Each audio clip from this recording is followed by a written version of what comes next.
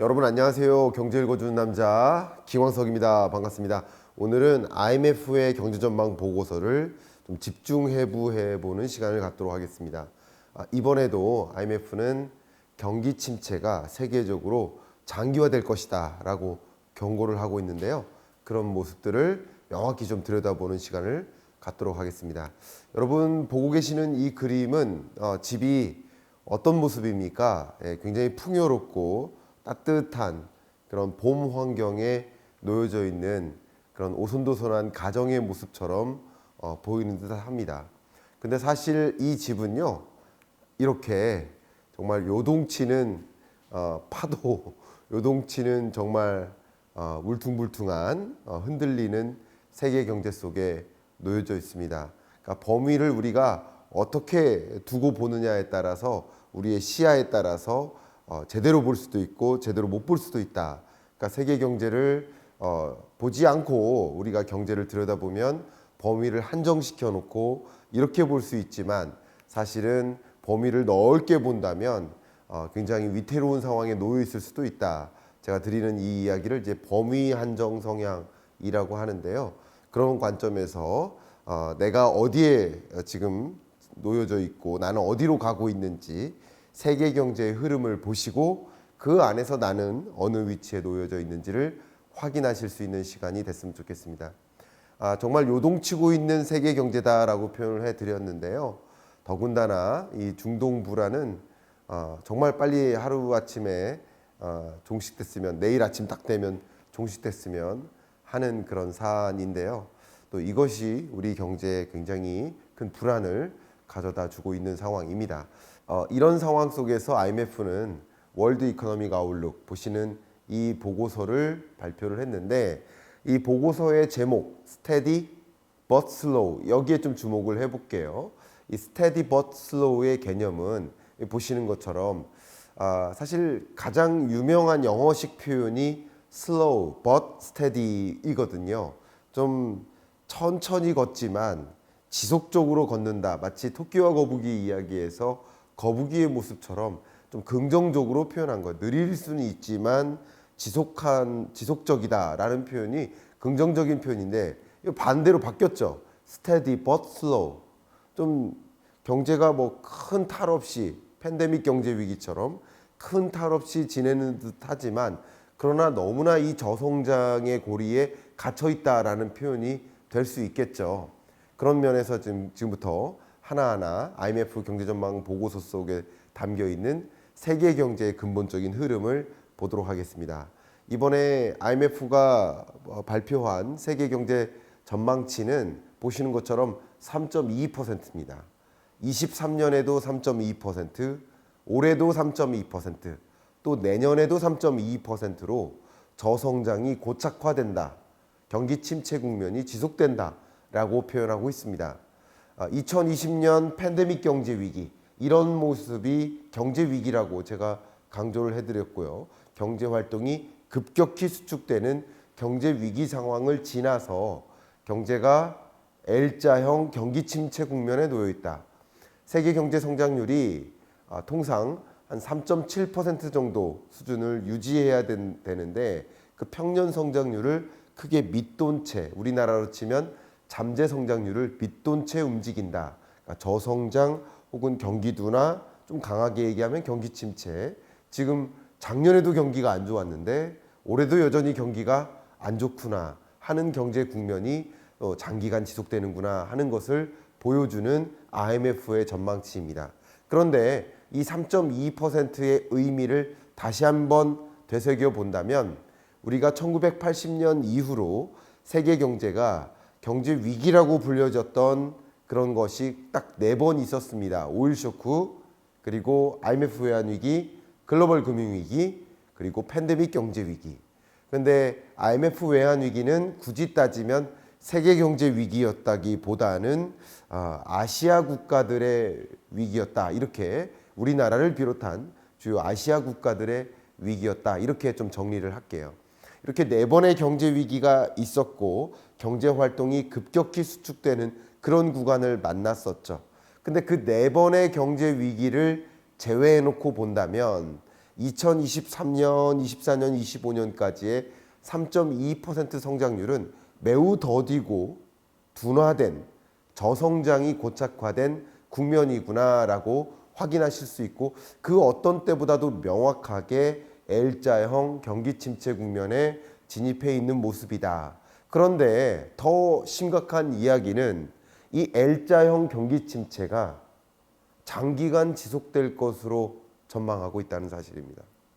23년부터 검정색 그래프 보실까요? 3%, 3.2% 성장률에 진입했고 24년, 25년에도 3.2%를 지속하다가 26 그리고 29년까지 대략 3%를 향해 하향 안정화되는, 그러니까 저성장이 고착화된 세계 경제의 모습을 그림 그리고 있습니다.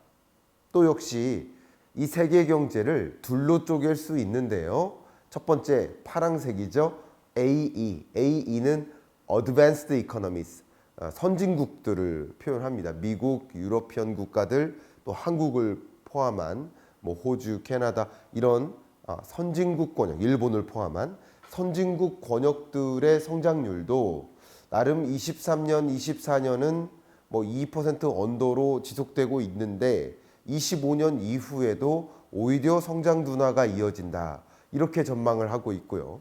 EMDE, Emerging Market and Developing Economies, 신흥개도국이라고 합니다. 신흥개도국들도 역시 여기에는 중국을 포함한 거죠.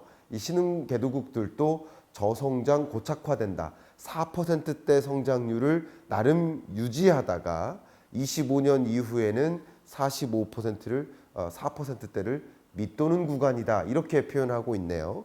그러니까 제가 지금 말씀드린 것은 이 L자형 경기 침체 국면에 우리 세계 경제는 23년에 진입하고 24년까지 이어지고 있는데 25년까지만이 아니라 29년까지도 경기 침체 현상이 장기간 지속될 것이다 라고 보고 있는 것이 바로 IMF의 뷰다라고 정리를 좀 하도록 하겠습니다. 자, 이 IMF의 뷰를 좀 쪼개 볼게요. 쪼개 봤을 때 특히 신흥개도국 EMDE에 해당되는 신흥개도국들을 또 지역별로 쪼개 보면 이런데요. 아시아 신흥국들도 파란색 보세요. 이렇게 장기 저성장화에 진입하는 모습이고, 또 유럽 신흥국들, 이머징 유럽이죠. 빨간색 역시 저성장화되고 있는 모습이고요. 그 밖에 다른 권역들도 전반적으로 저성장화, 아프리카를 포함해서 그런 모습을 갖고 있습니다. 과거의 고성장세가 오랫동안 지속되지 못하고 이제 2023년부터 그 이후는 저성장 고착화된다라는 표현이 되겠습니다. 자, 이렇게 저성장이 고착화되고 있는 그 배경은 무엇인지 그 부분을 좀 들여다봐야 될 텐데, IMF는 이렇게 해석을 합니다. 첫 번째는요, 20년, 21년 동안 팬데믹 경제 위기를 겪으면서 세계 거의 대부분의 국가들이 확장적 재정 정책을 펼칩니다. 재정을 엄청나게 투입합니다. 그때 재정을 투입하는 과정에서 재정이 취약계층에게는 어쩌면 구원책으로 쓰였겠지만 비취약계층, 고소득층이나 중산층에게는 오히려 저축액으로 쌓인 거예요. 이해가시죠? 그러면서 20년부터 22년까지 저축액이 급격히 쌓였었고, 그 쌓였던 저축액을 어느 정도 소진해 나가는 모습이 21년 중반부터 이어갑니다. 그런데 미국 같은 경우는 22년 또 23년까지 굉장히 강하게 저축액을 사용하면서 어쩌면 소비가 침체되지 않고 버텨왔던 거예요. 그 밖에 다른 주요 선진국들도 그 저축액을 어느 정도 소진해 보면서 경기를 나름 지탱해 왔던 거라고 해석해 볼 수 있겠습니다. 그런데 이제 저축액이 거의 완전히 미국의 경우에는 소진이 된 상태고, 그 밖에 주요 선진국들도 저축액이 이게 고갈된 거예요. 그러니까 이것을 초과저축이라고 표현하는데, 초과저축액이 그동안 쌓였었고 그걸 사용하면서 경제가 버텨왔는데, 이제 23년, 24년이 지나고 나면 저축액이 아니라 스스로 일을 하면서 스스로 부양을 해야 되기 때문에 또 일자리가 탄탄한 고용 노동 시장이 탄탄한 완전 고용에 가까운 그런 모습을 보이는 배경이 이제 저축액을 소진했으니 이를 통해서 근로소득의 기초에서 이제 나 스스로를 부양해야겠다 하는 움직임이 일어나면서 고용시장이 매우 탄탄하게 전개됩니다. 그런 과정에서 경제가 또 받들어지는 모습인데 그러나 24년이 지나면 미국 경제조차 이제 1%대로 성장률이 둔화될 것으로 보고 있기 때문에 어쩌면 2023년, 24년에 전개됐어야 할 이 긴축의 역습, 고금리의 역습이 뒤로 미뤄지는 거죠. 25년 정도로. 그러면서 그 밖에 다른 나라들도 경기 침체의 모습을 좀 먼저 만난 거죠. 저축액을 먼저 소진하지 않았으니까 미국이 먼저 초과 저축을 사용했다고 볼 수 있죠.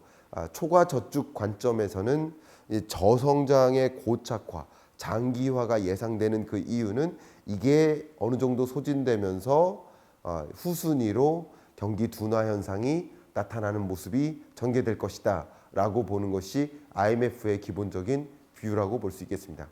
두 번째, 저성장이 고착화되는 배경으로서 주목하고 있는 게 바로 지정학적 리스크예요.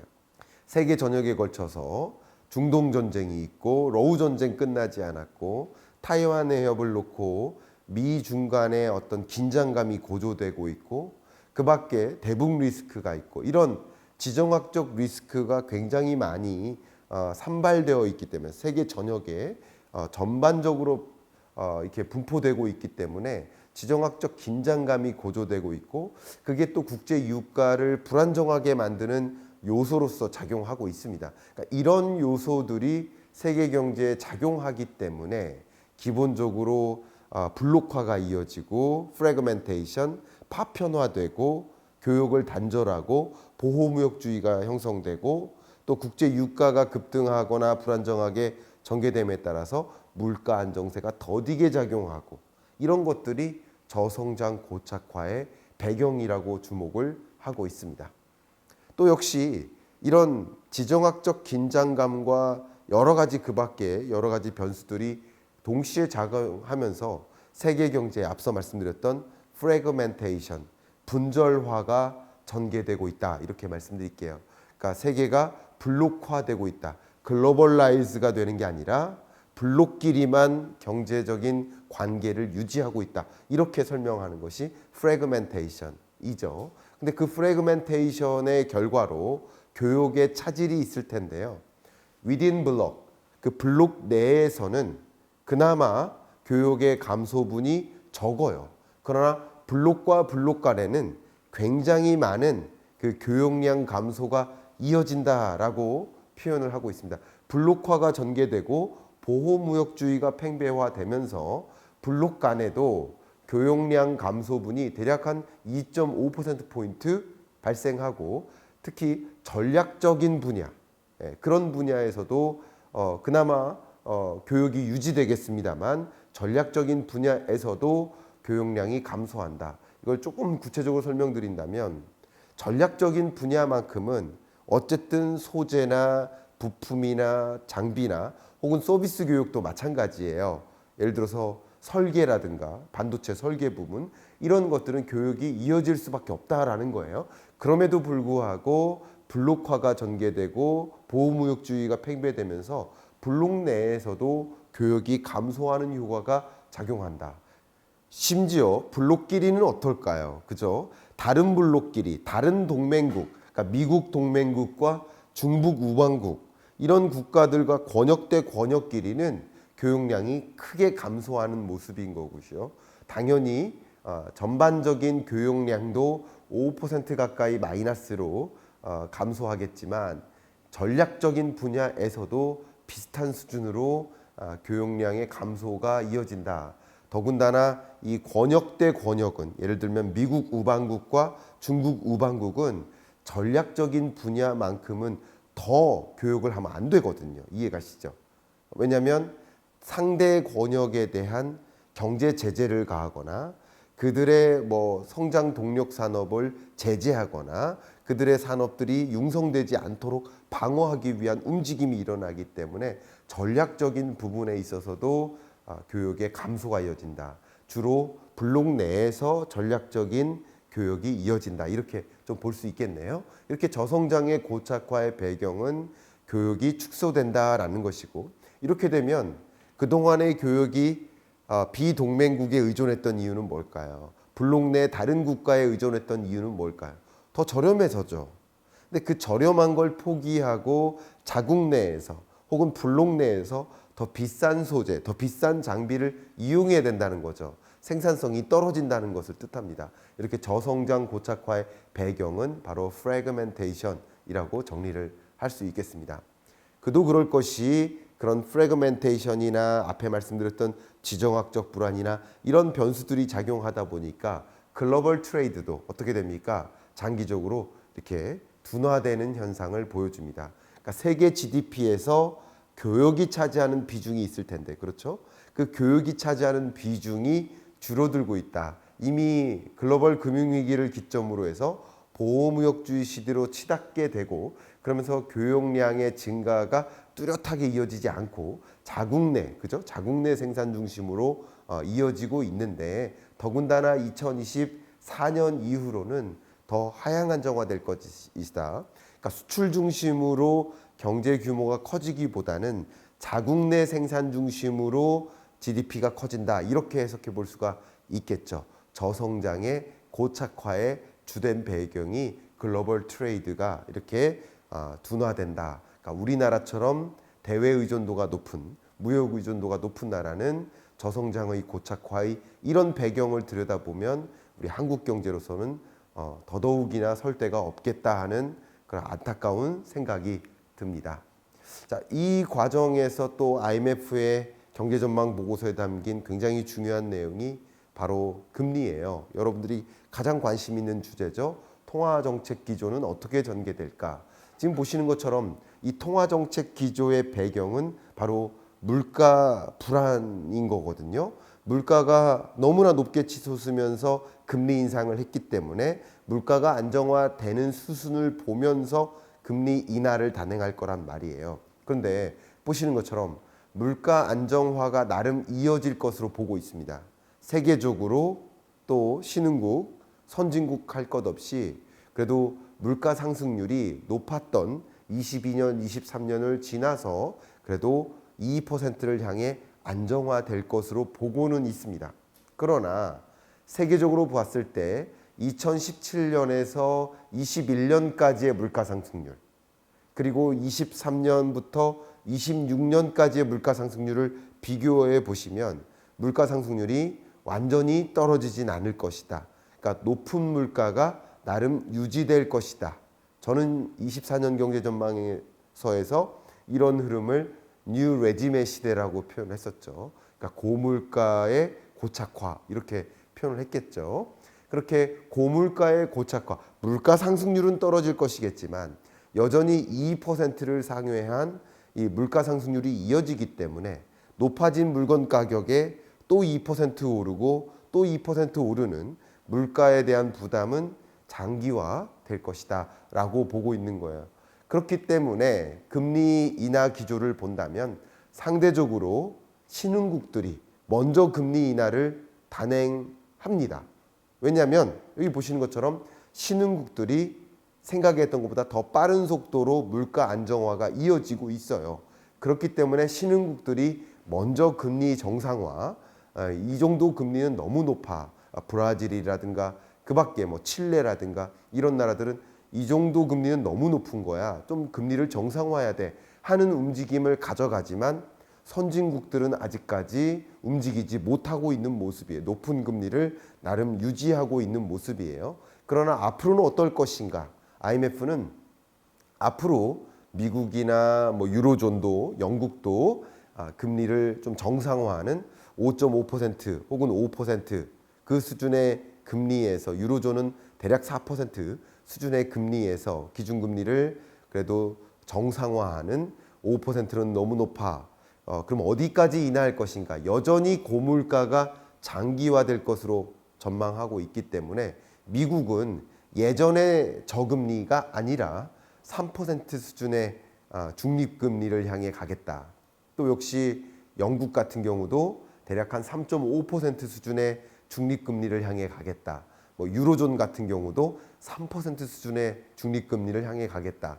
그러니까 다시 말하면 이 2022년에 발생했던 초인플레이션 이전 수준으로 금리를 낮추는 것이 아니라 금리를 인하하긴 하겠지만 높은 금리를 한동안 유지해 나가겠다. 결국 높은 금리를 한동안 유지해 나가기 때문에 그 높은 금리 때문에 실물 경제 속에서는 적극적으로 신규 투자가 이루어지지 못하고 또 그것으로 인해서 경기가 뚜렷하게 회복되지 못하는 저성장 고착화의 그 배경도 나름의 고금리 고착화라고 설명드릴 수 있겠네요. 그러니까 여러분들이 금리의 추세를 좀 그림 그리시고 가늠하신다 하더라도 미국이 금리를 인하하거나 한국도 금리를 인하한다 하더라도 그 금리 인하 시점이 계속 뒤로 지연되고는 있지만 인하한다 하더라도 뭐 예전처럼 제로 금리를 경험할 것이다라고 가정하시기보다는 나름의 높은 금리 또 우리로 치면 한 3% 수준의 금리 그런 정책 금리로 전환되겠구나. 이렇게 그림 그리시면 어떨까 의견을 드립니다. 오늘 IMF의 세계 경제 전망 보고서를 통해서 나의 집, 나의 삶, 나의 위치만 확인하는 것이 아니라 우리 집이 놓여 있는 거시경제 환경, 내가 지금 위치해 있는 정말 이 지구 속의 나의 모습, 그 위치를 확인하고 또 나는 어디로 향해 가는 것인가를 확인할 수 있는 그런 시간이 됐기를 바라는 마음으로 오늘 경제 읽어주는 남자 마무리하겠습니다. 감사합니다.